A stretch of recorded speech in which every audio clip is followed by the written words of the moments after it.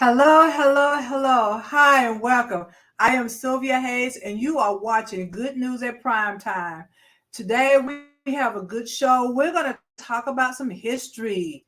Yes, history. I love history, especially Black history. And today, we're going to talk about the race riot of 1906 that happened right here in Atlanta.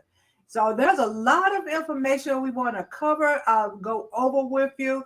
And it's amazing how they want to cover up history. It is so amazing. Whereas they want to do stuff, but yet not let everybody know about it. Like with the race riot, they killed people, but yet still they hid some of their bodies and undercounted how many it was, and undercounted, might as well say how many people it was that they actually killed. Okay, there's it's a lot of history here in Atlanta, and so we want to talk about that. But before we get started, if you have a need for encouragement, I will invite you to pick up my book, Power Thoughts, Empowering You to Be Successful in Life. This book has so much empowerment, so many encouraging words and thoughts in there that will really uplift your spirit. So I encourage you to pick up your copy of Power Thoughts, Empowering You to Be Successful in Life. You can get that book on Amazon as well as lulu.com. Of course, you can always go to my website at a&kproductions.com.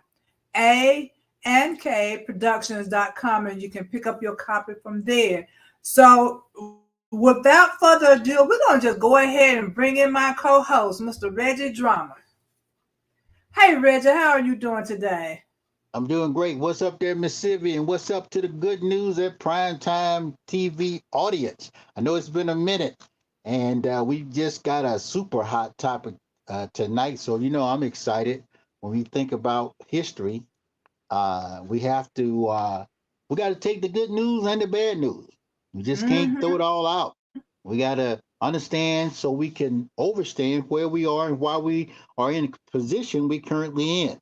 So definitely thank everybody for coming over and liking, sharing, and subscribing over here to our Square Mile Media Atlanta YouTube channel. So I'm ready. Okay. Yeah, and I was looking at, and it's not only Atlanta, but there are race riots. There were race riots all over the place. The one that I knew of live, the first one was when Martin Luther King got killed. I wouldn't say it was a race riot, but it was a riot, you know. But then the one that I know of that's more closer to my age was the one with Rodney King in California when they didn't do him right. So that's the riot I know of. But then my stepfather told me about the one that they had in Detroit. How people were getting killed and he was in the midst of it. So there are a lot of riots that went on fact, things that happened that should not, things they were rioting about that they should not have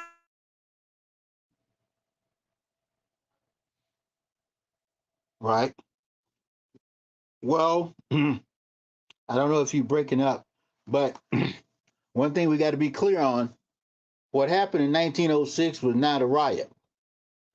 That was a massacre. It Between did when those a years, black person tried to get ahead, have their own business and all of that. They burn them down, take the business away, kill them, won't let them work, and all of that. They won't let them work, because the jobs are for the white people. But yet and still they say black people are welfare people. I don't understand their concept and their logic and the reason why they do stuff like that. That's one thing I just don't understand why. well, until you understand white supremacy, won't nothing else make sense. When we look at the headlines, and we look at the headlines that we see up here, Atlanta is swept by raging mob due to assault on white women. 16 Negroes reported to be dead. Okay, over 10,000 people. These are some things we do know. 10,000 white Mm-hmm. people came into the city of Atlanta and went on a rampage of killing spree terrorists. The difference between a riot, that's why we can't label this a riot. And I think there's an initiative being put forth to call this a massacre. I know sometimes people say, what's the difference between a massacre and a doggone riot? Well, a riot is when people get into the streets based on something that happened, and they might tear up some buildings, tear up some property, and some people might get killed. Okay. Now, when you get a terrorist attack like what happened Mm-hmm. here in Atlanta between September 22nd, a 4-day killing spree of black people. A 4-day killing spree of black people. They were beating, killing, pulling black folk from restaurants, private places, wherever they could find somebody black. They went on a rampage to hurt, kill, and maim them. Okay? Yeah. That's a lot different than a riot. A riot is when people are up in some uproar, but it's not racially motivated or is not backed by the government, because the city of Atlanta participated as well. They did not Mm-hmm. bring anyone in to stop the killing and beating of their citizens. So that's one of the main differences. When you got a riot, they bring in the National Guard, the police, and all the whole nine. Okay, and Right. uh, there's an emphasis to stop it. Now this went on for 4 days, beating, killing, murdering of black people for 4 days. Plus, when black people started to retaliate by getting weapons, guess what? The They took them state away came from her. and you took them away. So that's a difference. Now that's just like if you go into another country and you invade and take over with the whole premise of what? Killing those folk, taking over. And a lot of Mm-hmm. things that fueled it. One of the things was the headlines, the candidates that were running for governor, and we see it today too. The candidates that were running for governor in Georgia, in order to get the vote, they use the newspapers, kind of like social media today, and use the newspaper and weaponize the newspapers to alarm and engage and gaslight frantic poor white folk into going buck wild on a killing spree of black people. And a lot of things that happened that may have contributed to it, there were white people here in Georgia that could not get a job. They could not get a job. They was fighting for jobs for the railroads. So you see all that animosity. You looking at like black folk getting jobs, the Pullman cars. I don't care if black folk were cleaning out the toilets. They wanted those jobs. They don't want them today, but they wanted them back then because they wanted to feed their family. Also, they got ignited because they saw black prosperity, black folk doing well. Couple families where they got restaurants, bars downtown. They started passing little Jim Crow ordinances to make them, or they had to close them down or whatever. So this thing was brewing. That's what makes it a massacre. One of the people, I think, Alonzo Herndon. He had Atlanta Life Insurance, but before he had Atlanta Life Insurance, he built his entrepreneurship on barbershop. He had a barbershop right down there. And they burned it, they tried to burn it down, I think they killed a barber. They just went in, they were upset because of prosperity of black people in such a short period of time. Even though this lit up in Atlanta in 1906, Reconstruction, black folk were being put in position, elected to positions. So all that fueled a fire to move and motivate these folk that want to just go out and hurt some black folk.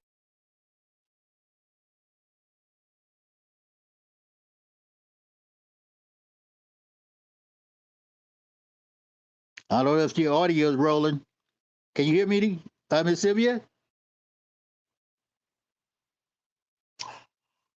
Well, I hope you guys can hear us. But all of that fueled a whole lot. And, even today, Atlanta is in that same mindset. When the massacre happened downtown Atlanta, this is before what we call Sweet Auburn, because after all of this, Atlanta started feeling bad. The business people in Atlanta were accused of being racist and all this type stuff. So guess what they did? You can't make this up. They decided that they was gonna compensate some blacks. They said, you know what? We ain't gonna do this no more. We ain't gonna tear up y'all uh, buildings, kill you, hunt you down, and all this type stuff. As long as you stay in this little area, we're gonna call it Sweet Auburn. So the businesses that used to be in those other streets on P Street, they moved them and shifted them down in what they call Sweet Auburn, Auburn Avenue, all over there in that area right there. But at the same time, when they displaced a lot of black businesses into that area, some were compensated. Nobody really wanted to bring it up anymore. They wanted to cover it up. So the elite people in Atlanta, black folk as well, just said, let's let bygones be bygones. That's when the word sellout became a critical word in the history of Atlanta. Sellout. People that took the money or took a butter biscuit or something like that, a trinket or token, and then they just swept it under the rug. So it's been almost 116 years, I believe, since this incident. Okay, over 116 years from 1906 to what 2023, 2024. It's been 116 years. Today, when we look at Atlanta, uh, some of those same things are in place. You see the disproportionate neighborhoods in Atlanta. They're not burning them down. They're not hunting down black folk and killing them. But they do have it's like a resin that's over the city that says stuff like, "Don't get too uppity, don't get too mighty." Even though you might have a black mayor, black city council people, and all that. And I always think about it. It even transferred into the days of King. Martin Luther King never did a march in Atlanta, Georgia. Never did an organized march in Atlanta, Georgia. So when you see that, you say, well, drummer, why did that happen? Why did that not happen? Atlanta was going through school segregation, DeKalb County, Fulton County, all these counties, but yet in Atlanta, Georgia, blacks just did not organize because they remember what happened in 1906. They remembered what happened in 1906. And I think Sylvia, you'll join us in there. Your audio and video is out. But when we look at that date, those dates, during that time period, you say, well, this lawlessness. There's a documentary that was on, and we had a couple of people to watch it and just look at it and just see what they thought about it. Okay, because sometimes you look and you say, well, maybe black folk not trying hard enough. Maybe they should do this, maybe they should do that.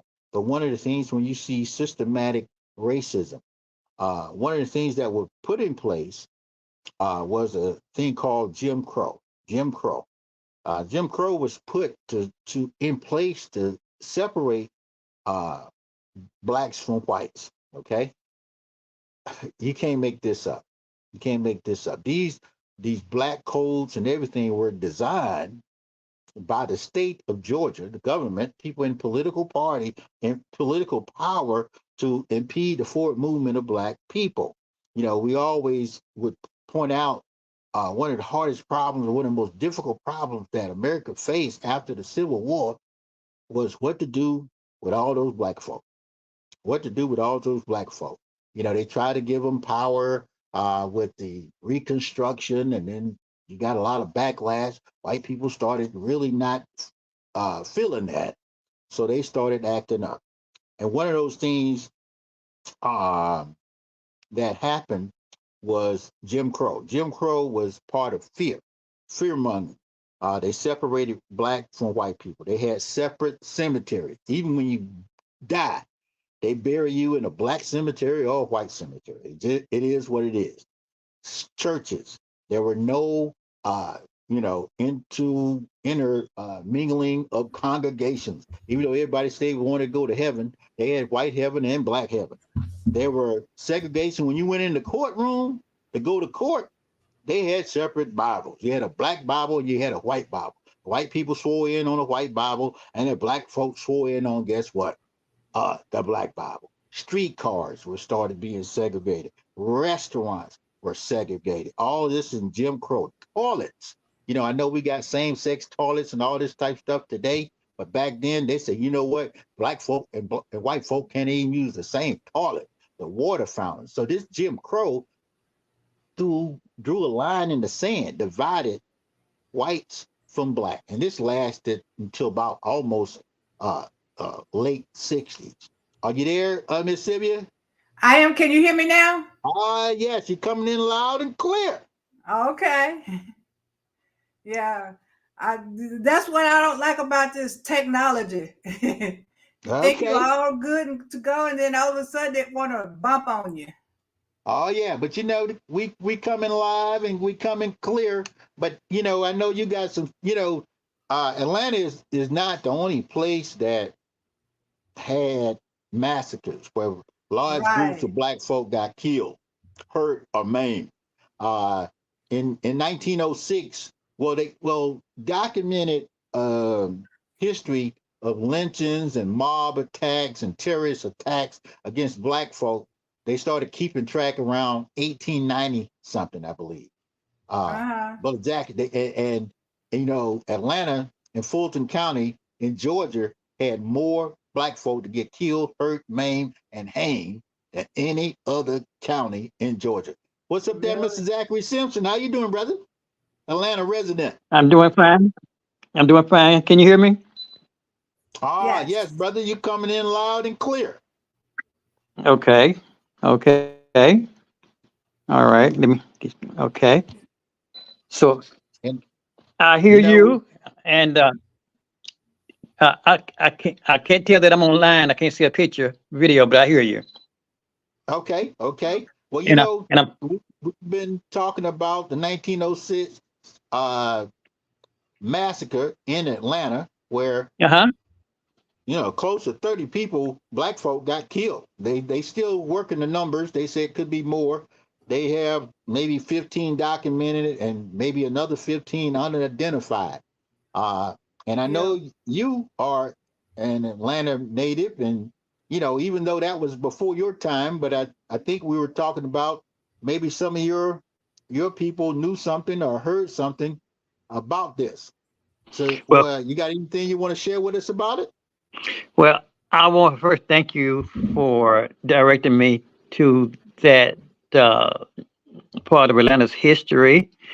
Um, when I only knew about it in terms of reference. I don't have any uh, information that I remember. I just remember the reference and and and things about when the North came through Atlanta and destroyed it and everything. Um, but but and looking at it, it was. I mean, it was like for me, it was hurtful. I was educated by looking at it. I was motivated because for the things that I'm in the direction I'm in and trying to go in. Again, I was reminded that nothing has changed. As I looked at it, I had several revelations about references in the Bible and things uh, in our history here in Atlanta, and nothing has changed.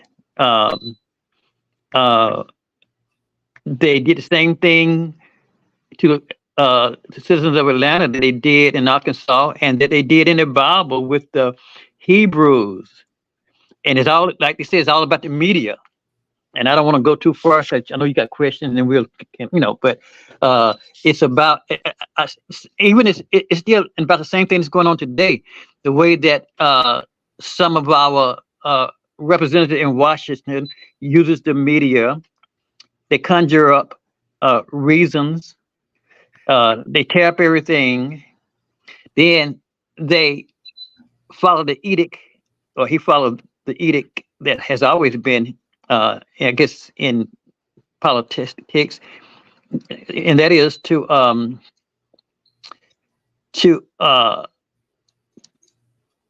leaders do it. Keep repeating the lie, and the more that is heard, then the more believable it becomes. Even though we knew it was always knew it was a lie, but if it's continually repeated, you know. But I'm totally proud to be a black man. I'm proud of our ancestors that went through that massacre. Uh, I was so proud when I heard them talking about uh, Brown. I was so and the city Brown. I like to get a little bit better understanding of, was Brown the area over by the colleges, or was that Brown over on the Brownsmere Road?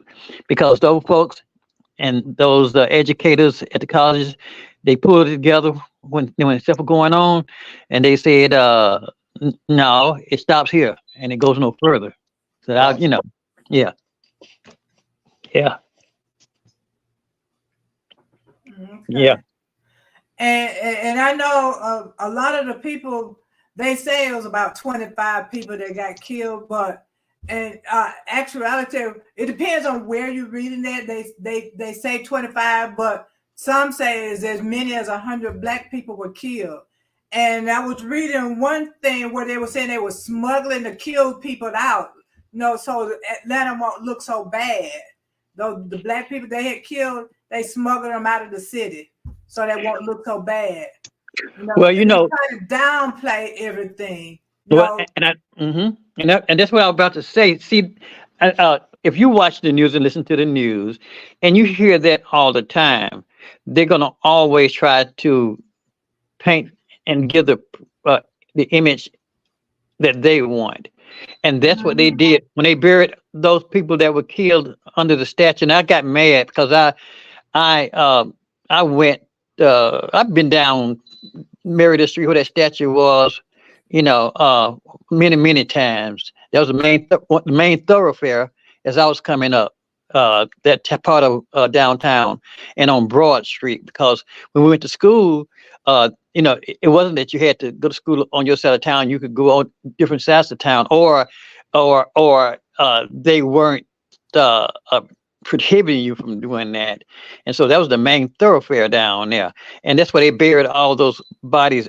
That's where they put all those bodies, and it makes me mad to know that happened. But they did since I listened to the news coverage a lot.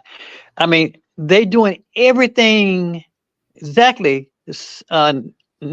now that they did then, in terms of how they, how the mobsters in some movies, they if they have a mass, shooting and killing each other, or kill somebody, and then they send in a cleanup, team to clean up and make it look like nothing has gone wrong and stuff. Yeah, See, it's the same yeah, thing, and yeah. all the things I'm hearing in this documentary, I've heard it many times here in my adult Mhm. life. You know, yeah. Yeah, just like with the massacre. Yeah, it wasn't a riot, it was a massacre. Here's Uh, my a few days later, white people act like nothing was happening, business as usual. But black people, they couldn't go business as usual. All their homes and businesses were burnt down. No, they yeah, didn't want them to have these businesses, and they lost their loved ones. Everybody was, I ain't gonna say everybody, but a lot of people was killed. So it wasn't back to usual. But for them, it's an everyday thing, because for them to hang somebody, that's an everyday thing. That's an activity for them. yeah. No big deal. But for the black community, that was horrible. It was I've horrible. heard. Of course, I, they I, want us to forget, you know, forget hmm about it, forget about that. But remember 911. Okay. Remember the thing that happened for Pearl Harbor. Remember Pearl Harbor, but forget about all these race riots and forget about slavery. Forget about how all these black people being mistreated and killed and put in one big pit and buried alive. Forget about all of that. But you know, That's why they say that if you don't know and study your history, you're doomed to repeat it because that's I mean, because I listen to the news a lot, that's the template that I've seen throughout history, especially the history in this country right here, and with uh, uh, those faction of people that do stuff like that take over. I heard somebody doing as it was leading up to the presidential election about president, well, a president, and I heard somebody say, brother called in, he say, well, the reason that the stuff goes on in our communities, in all our communities, is a result of the symptoms from the way that they got possession of this land anyway, through violence, and mm-hmm. through scheming and through murder, and then what did they do? The same thing they're doing now. They inject us with misinformation, miseducation, you know, and then and like a certain person now in Florida, they take away uh, the information so that you don't have access to it, not being able to read or not having information because in time and see and those people that supposed to be our representatives and leaders, they have a they have a psychological profile of the public, and they know that if you let things uh, linger long enough, they'll forget about it. They'll lose their energy, you know. Uh, but I'm just so proud of how resilient our people was. I'm sorry that it happened. I'm angry, but uh, all this has been played over and over again in the history of this our country and in the our black experience here in the diaspora. That's why, let me just say this. That's why I started got into video production, because I realized one day that, well, the reason why the Caucasian do so well, because they got everything set up that point positively to them. They got the media to control the media, the kind of stories they tell, the kind of just everything in the books and stuff like that, the media, they got control. I say, so I want to start doing my little part in creating media to give us that same, not the same, to do my part in giving us that same level of exposure through media. Right. And the thing is, with a lot of people, whatever the media say, that's it. So Yeah. they take control of the media. They Yeah. have the narrative. They can tell you what's what. And if you don't do your own research and your own homework, you're gonna take what they say for granted. I mean, Mhm. that's I their see word here. is what it is. I Well, see here. These were things they were yelling out. There goes one. There goes one. Mhm. Was the cry. And the Mhm. entire mob rushed from the three Hmm. dead Negroes at the alleyway back of the post office in pursuit of the black male, realizing that there was no possible hope of making any appeal to the mob. The Negroes started to run towards Forsyth Street Viaduct. Instantly, several bullets were fired. Eventually, these went wild as the Negroes kept on running and were making some headway. Then, from the southern side of the bridge, came the cries of several white men who cried, "Stop shooting, and we'll stop him. We'll kill the black so and so. He won't get away if we don't. He won't get away if we don't stop shooting and let us have him." Seeming to realize the truth of this statement, the mob on the north side of the bridge, still in pursuit, yelled, "We'll never stop shooting. Stop that N word." These were some of the rants that they were doing, and sometimes we have to look at the headlines. I think I was looking at some clippings from The massacre took place from the 22nd to the 24th. Okay, Mm-hmm. that next after the 25th, the headline, because they got to throw pacifiers. Some people felt bad. One of the things I always remember, Malcolm X said that one of the worst things are white liberals. Okay, white liberals. These are people that say they got some compassion or whatever, but they're slow to react. And when they react, it's a pacifier type reaction. So one of the things that happened in the newspaper, the Atlanta Journal Constitution, uh, and this other paper, was they had to dress it up. And they started saying that the black folk hadn't done this, that they hadn't been chasing white women, uh, doing cat calls to white women, trying to touch white women. All of this would not happen. Chase Negroes all night. The mayor, Woodward, made splendid appeal to the mob. Young boys composed big part of the story of the horrors of the night.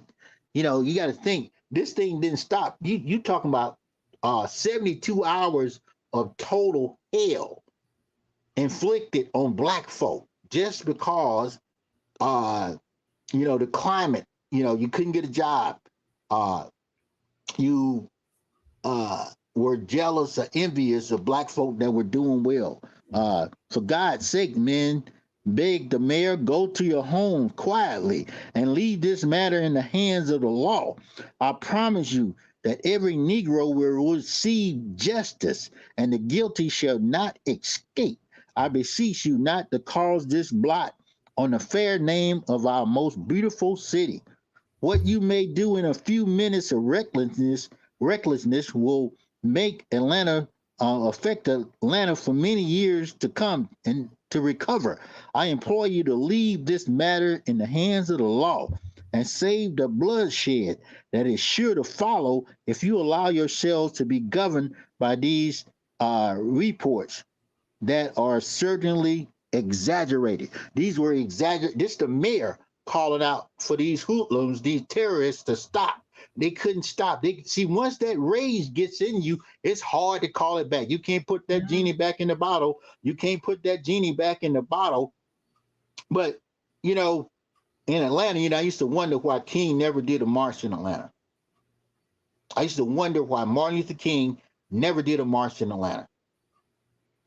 See, there's always been a backlash in the minds of black folk in Atlanta because of what happened in 1906. You see what happened in 1906, and it was like, and they did the same thing in several towns when black folk are tormented, punished, hunted down like animals. It takes a while to get that out of your psyche, even though you fight back. But what do you have to fight back with? See, the people in Ukraine today, they fighting Russia. But guess what? Somebody's giving them weapons. Yeah. When we were fighting, whether it's in Tulsa, whether it's in Monroe, Georgia, whether it's down in Mississippi, December in 1906 in Mississippi, they killed 8 black folk, pulled them off trains. That was a massacre. You had in so many different places, it's hundreds of them from the period of they started documenting from 1898 all the way to maybe 1960 something. The amount of black folk that were hung, persecuted, maimed in pursuit of white supremacy, a white inferiority complex. Okay, these are things that contributed to their behavior towards black people. And fast forward today, this is why a lot of the rhetoric that either comes from a lot of the presidential candidates, especially down in Florida, the last one, number 45, they know that this rhetoric sparks white people and white rage. Nixon did it. Nixon did it in 1968. George Wallace did it when he ran for governor. Here in the state of Georgia, Lester Maddox did it. Lester Maddox rode a bike, and I know you know about Lester Maddox, Brother Zach. He rode a bicycle backwards with an axe handle to torment black people, and and believe it or not, this just shows you that these guys, either they schizophrenic or what. Under Lester Maddox governorship, that's when Muhammad Ali was able to have a fight here in the state of Georgia. Yeah, I'm confused. Let me just jump in for a minute and say that before, when I finish, I want you to call out the brother name back during the riot.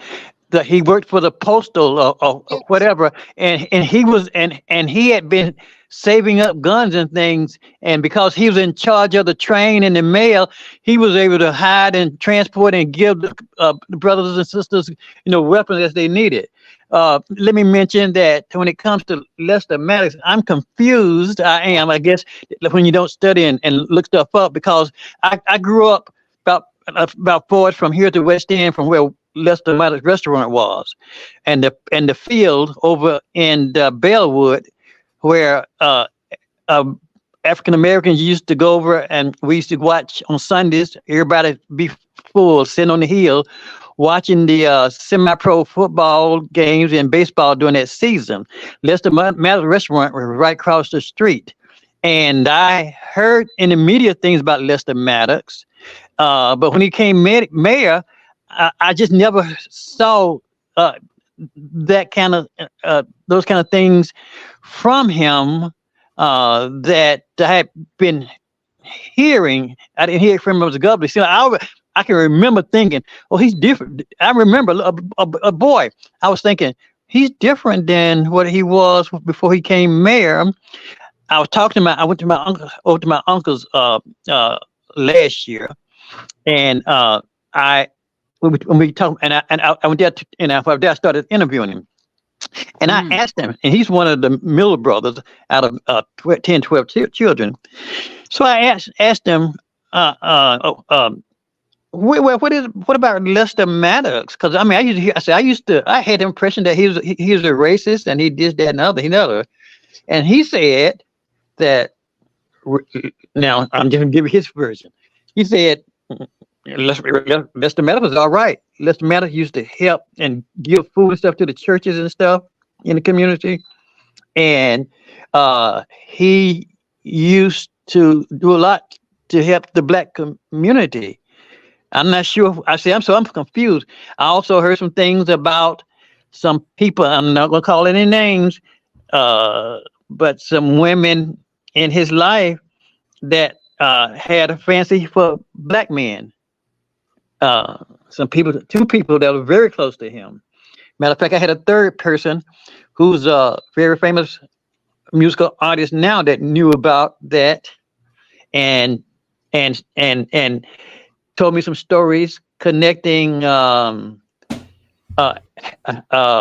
Ballard and James Brown to them.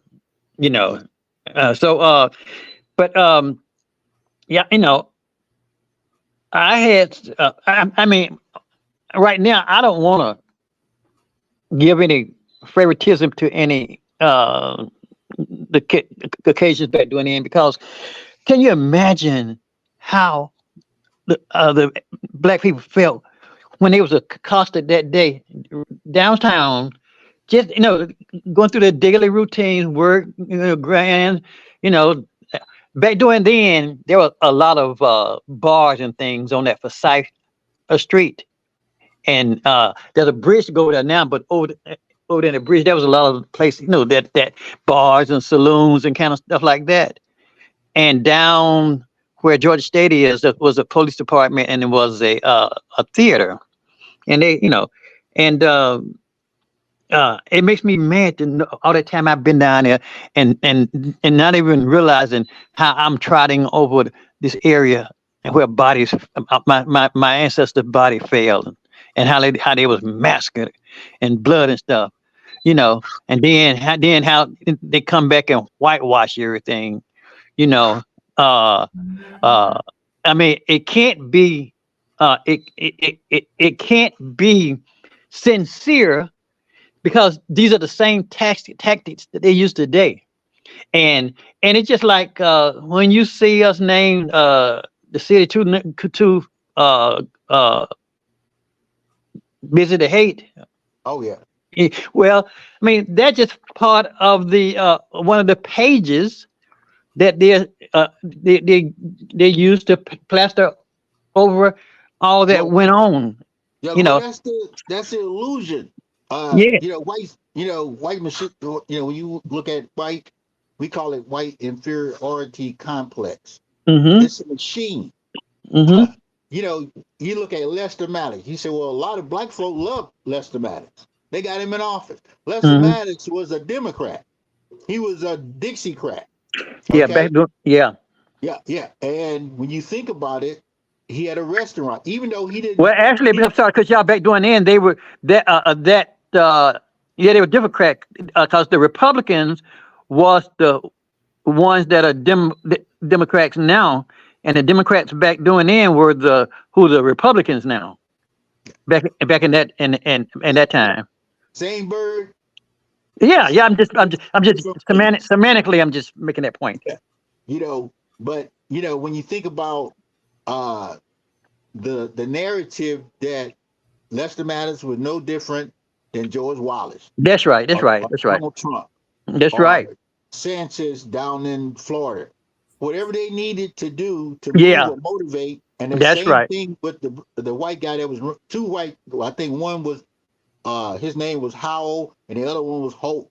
They said, you know what? In Mhm. order to That's right. differentiate Mm. ourselves from the other people that's running for governor, we're gonna throw this thing out and say that uh, all these articles, release them in the newspapers, just like they do today with Twitter and social media, put all this stuff out there, and you get people to be polarized. When they get polarized, they start to have animosity against each other.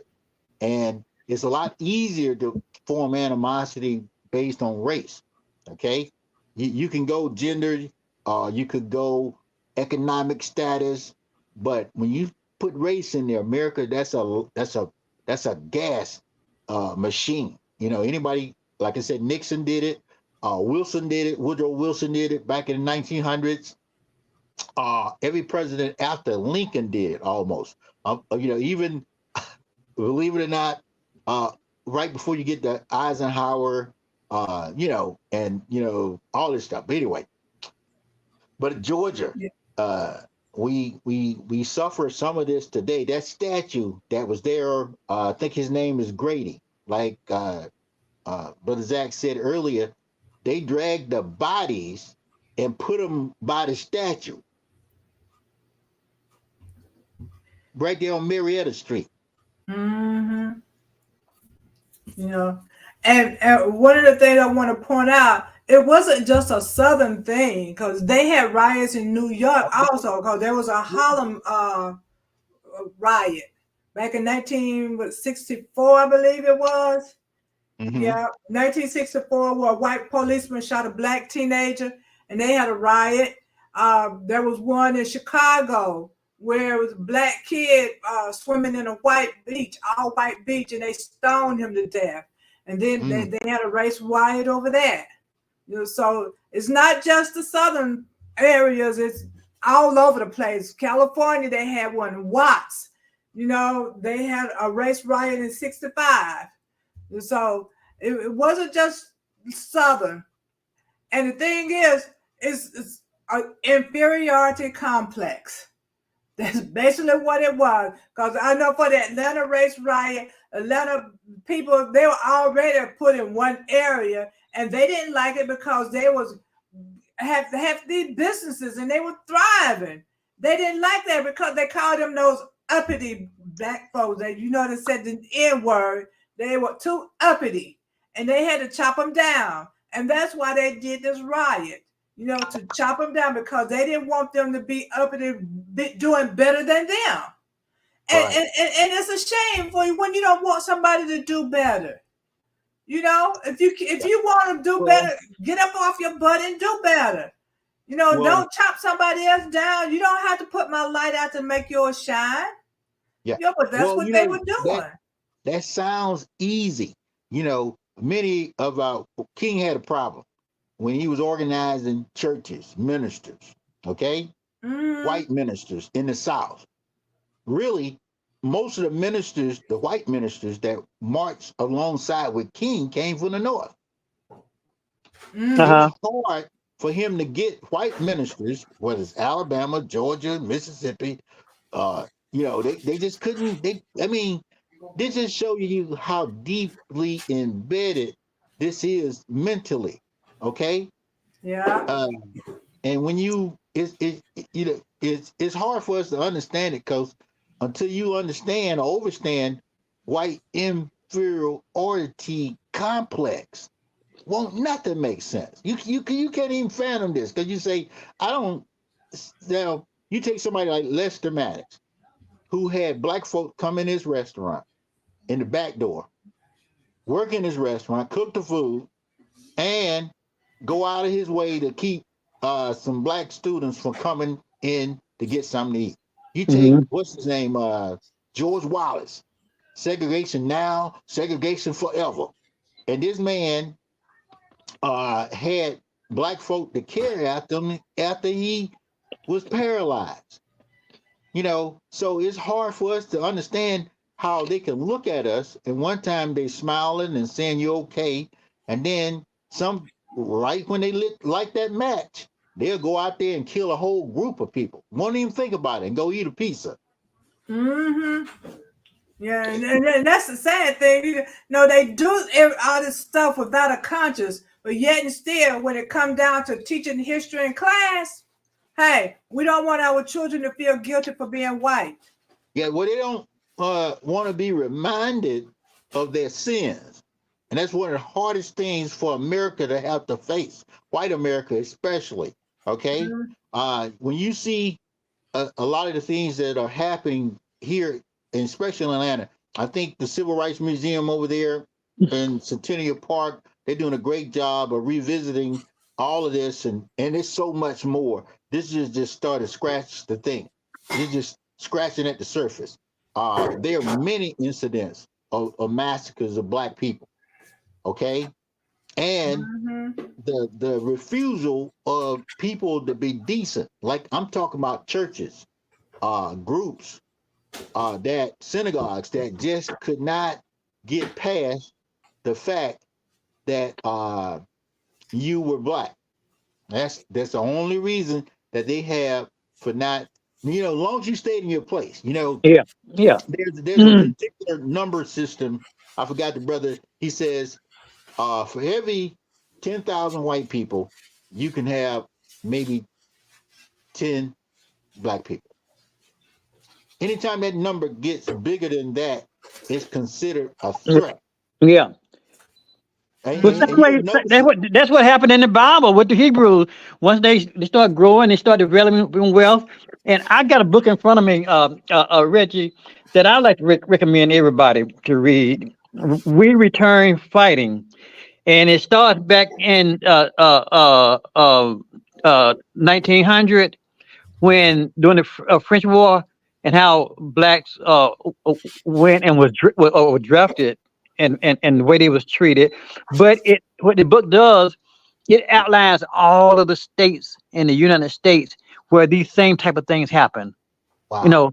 And how people how it outlines and describes all these towns and boroughs and whatever where black people were ran out, and for those same reasons. And they had all the machinery and everything on this side to do it. The black man didn't have no recourse. That's how he got put in slavery, because he didn't have a recourse. The white man had a recourse, and the Indian had a recourse, but the black man didn't have any recourse.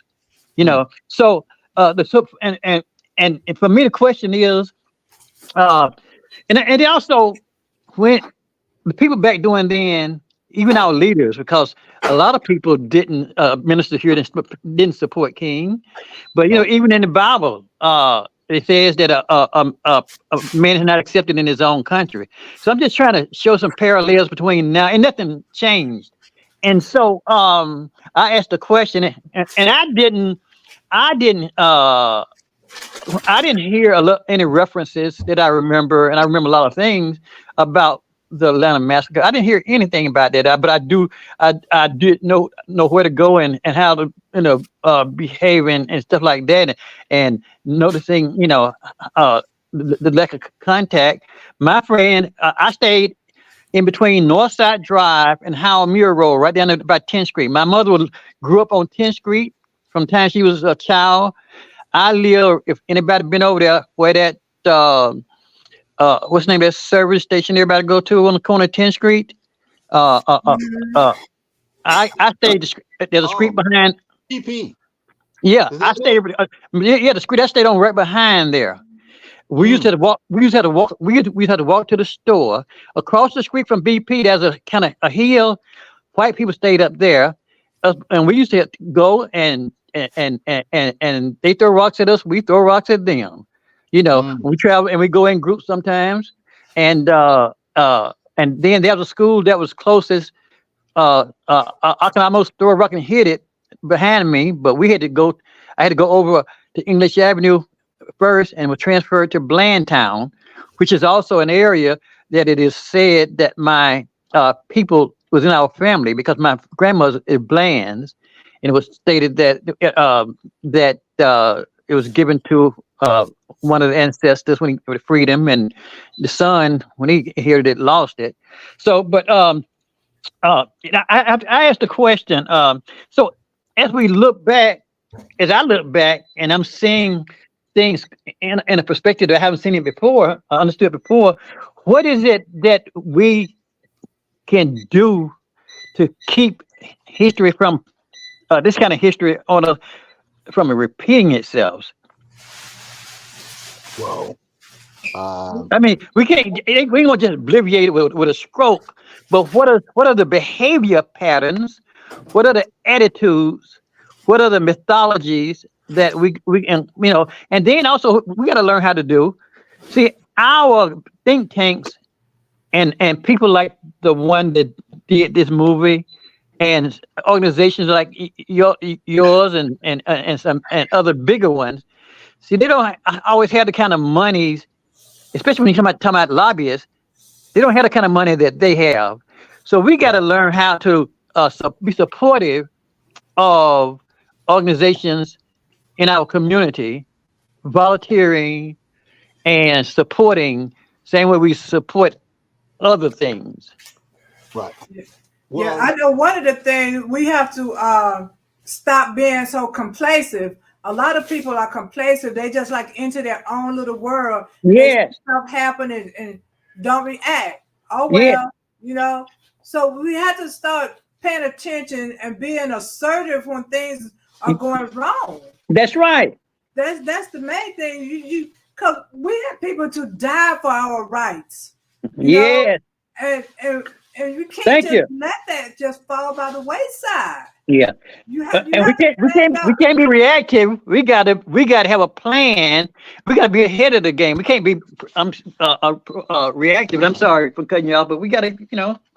yeah. Yeah, Well, and one of the things that you have to look at this machine, it's a system. A system, by the time you figure it out, it just keeps it's just like catching up with a train. Once it starts, and you think you're ahead, when it starts back up, it can get the top speed real quick. But I wanted Hmm. to share this real quick. And these are some victims. 1906 Atlanta Race Massacre victim. Milton Brown, Frank Fabro, James Fletcher, Zeb Long, Leela Maddox, Sam Magruder, Will Marion, Will Moreland, Clem Rose, Sam Robinson, Annie Shepherd, Frank Smith, William Henry Welch, George Ashay, Wilder. And then Ashay. you had O'Shea, 9 other unknowns. And then recently they added 2 more names, Marshall Carter and Stinson Ferguson. And those One are of them is a names, young boy. yes. A 12-year-old, I think, wasn't even a Hmm. teenager. Yeah. So we have to keep the tempo. We have to raise a bar within ourselves so that we can remember when you put a name and you associate a name to it, you can memorialize it and you can do something about it because those families still live here. Some of those families still here in Atlanta. And you can relate to it, and you can draw strength from it, and you'll be motivated by it. Yeah. Well, one thing Right. I do want to say that some of the white people, they really felt bad about this happening. So it wasn't the whole They didn't city. feel that bad.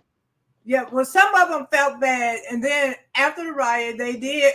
Some of them were working with the black people to keep the peace, you know. Well, And I so, assure you that I give credit. I give credit there. I'm the type of person that I do that. In this conversation, I don't want to do that. I want to praise. I want to glorify our ancestors. I want to remember the past so that we won't repeat it. I want to educate our community because there's some people that read and a lot of people don't read it. Like I said, I didn't hear people talk about in any details about the race riots back during then. And I probably, and doing it might not have meant as much, but at my age now, and I have such a broad perspective because I've heard, I read, I've seen the patterns of the white people. I don't mean to say white people. I don't know the best term to use because all people. I don't ever want to stroke use a broad stroke in defining and describing people, but the Right. powers that be, which was the white people back, they doing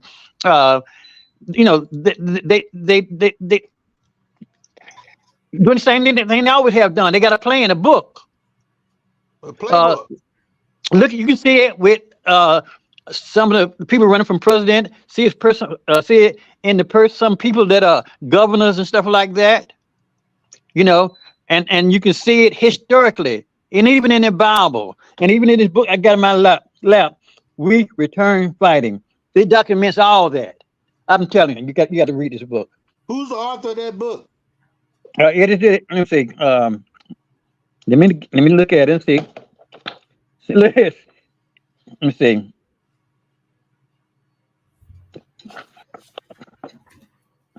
I don't want to hold. I don't. Oh, well, you'll find it. Mhm. But it definitely, we got to keep, sometimes it's hard because of the trauma that we Mhm. go through. People say, I don't want to hear nothing about that. I don't need to hear nothing about that. And then you bring that on your family Yeah. because you bring Mhm. up a lot of our grandparents, my granddaddy, his dad, they killed him, they drowned him. He was a preacher and they drowned him in a river. Well, he Mhm. never got into telling us about it. Yeah, and some things sometimes with anybody and our folks back doing it and other people, sometimes you don't want to relive it. You want to go over there. You want to hide it, and that comes from we didn't know any better. We know better now that we need to admit these things and say these things because that is it's like a bomb. It's medicinal to the spirit, to the mind, to the soul, not only to you but to the community as a whole. The truth, like they said, the truth will set you free. See, but everybody looking in the wrong direction for truth and that place that we want to arrive at as people anywhere. We look into the wrong places. You got to start being truth. It's the truth that sets you free. right. Yeah, and a lot of people they don't want. I know the older people they wouldn't tell what happened because it was so painful for them. But then that was hurting the younger generation because they are going through stuff and they don't understand why. So Right. if you don't learn from the past, you're doomed to repeat it. So and I can see some of that stuff happening now. Yes. Some of the stuff is being repeated, and that's because Yeah. people are so complacent. They think nothing ever happened because they weren't told the whole That's truth. right. They weren't Right. told the whole truth. So And we got to be therefore, creative. We got to be creative because they don't. Some of them have been so enmeshed and so brainwashed with the culture because there's a lot of nice things and things that add to you. But it's all false and not real. So we got to be creative in the way that we in our tradition and our oral history. how we present information. So, present it boldly and factually, but you got to, but sometimes you got to give person milk before you give them meat. Oh And yeah.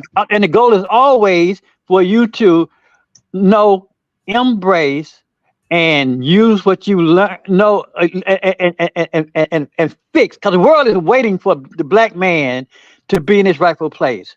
Mm-hmm. The world needs the black man to be in his place. Put Yeah, it back in they do. sync. Well, And you know what? as We far have as to the chew up. teaching, I know my children, I used to teach them Black history. And my child told me I was teaching them to hate. I'm not teaching you to hate. I am teaching you history. It's for you to learn, not to just live by. Learn so you know where you're going, where you're coming from. When people come at you with something, you can understand that's nature.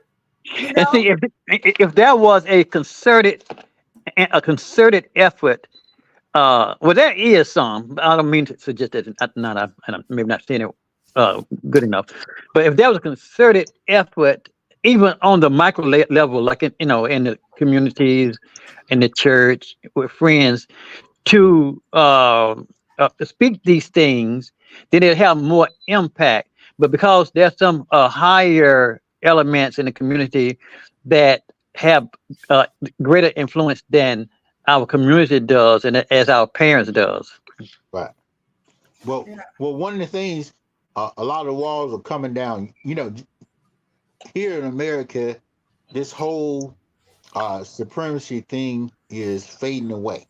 Everybody's pushing back against it. You look at, and over the next, maybe not in our lifetime, but a lot of the truth that we might not never know will start to come out.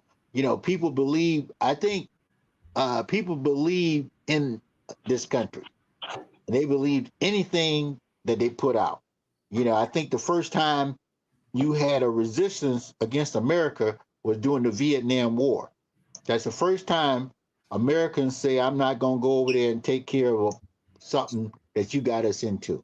And now we're starting to see in everything, our daily day-to-day lives, business, religion, education. When you pull the layers back and it's going to scare you at first. Once you start pulling them back, that's why a lot of people, they say, well, I just rather die than know what's going on. Yeah, Yeah. yeah. And it's sad, that some people just don't want to know. They just want to be just like what is it, a crane, and stick your head in the sand and not know anything. No, Hmm. you shouldn't be like that. Yeah. Me, I like knowledge. And that's black and white, because we did a survey a couple months ago. I think that was people like, man, why we rehashing all this, why we bringing all this up, let bygones be bygones. But if you look at it, people that face their history, the good and the bad, inside your family, inside your country, your community, those folk have better conversation. Those folk have better general all around conversation. You're not going to solve everything, but you don't go with those built-in prejudices that were just locked in. You got some balance. You say, you know what? Okay, I can understand. We call it feel, felt, found. I know how you feel. I know how you felt. This type stuff. But you can't have dialogue if you got people locked into something, a belief that's untrue, and they don't want to Yeah, hear the truth. yeah, you're right about that. And what I want white people to understand, that our feelings are valid. You know, because they say just forget about it. You can't forget Oh, about your history. You can't, especially when you're constantly reminding us of it. Because we're constantly being reminded by the shootings and unright, putting people in jail for no reason, or unlawful jailing. We're constantly being reminded of our history. How can we forget about our history? How can we not have ill feelings when you keep pushing these ill feelings on us? So no, understand where we're coming from. That's what I'm saying. Understand where we're coming from and all of this stuff. But I just gotta say, it's time for us to go. Before I do my final comment, you want to say anything before we leave? It's time for us to run out of here. Oh, just and check out the follow up, because there's a petition being put out by the Center. I can't think of the Center for Nonviolence, to change that narrative from riot to massacre, and that's being done now. A couple initiatives, Emory, Georgia State, a couple other people, colleges are doing. I know they're doing something to keep it relevant. So we'll know, and then that's going to change the narrative, but how they discuss it, because they discuss a riot a lot different than they do a massacre. So that's why we got to put that word out: massacre. Atlanta massacre, 1906. Yeah, and a riot is just disturbance of the peace, basically. Right. And massacre is viciously killing people. So that's exactly what it was, a viciously killing people. Zach, did you want to say anything before we get out of here? No, I just want to, I'm so proud of my race, my people, and the resilience we've shown throughout history, the diaspora, and let's get in line. Let's do better. Let's have a plan.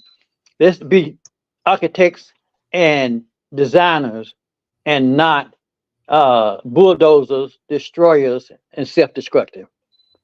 Right. Oh, okay. So this is the conclusion of our show. And I just want to say that even though we have been trampled on, still we rise. Yeah. We rise to the top. So much have been done to us, but we still rise.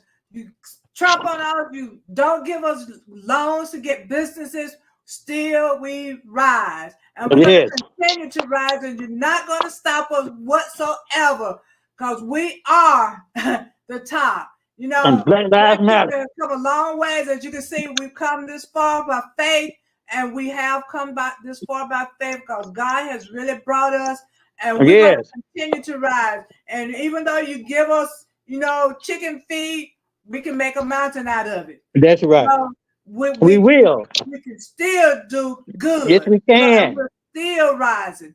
So until next week, we're going to say, y'all have a good one. Of course, don't forget to pick up the book, Power Thoughts, Empowering You to Be Successful in Life. You can get that book on Amazon, Lulu, Google it. Power Thoughts by Sylvia Hayes. It will inspire you to be wonderful. Okay? So until then, y'all have a good one.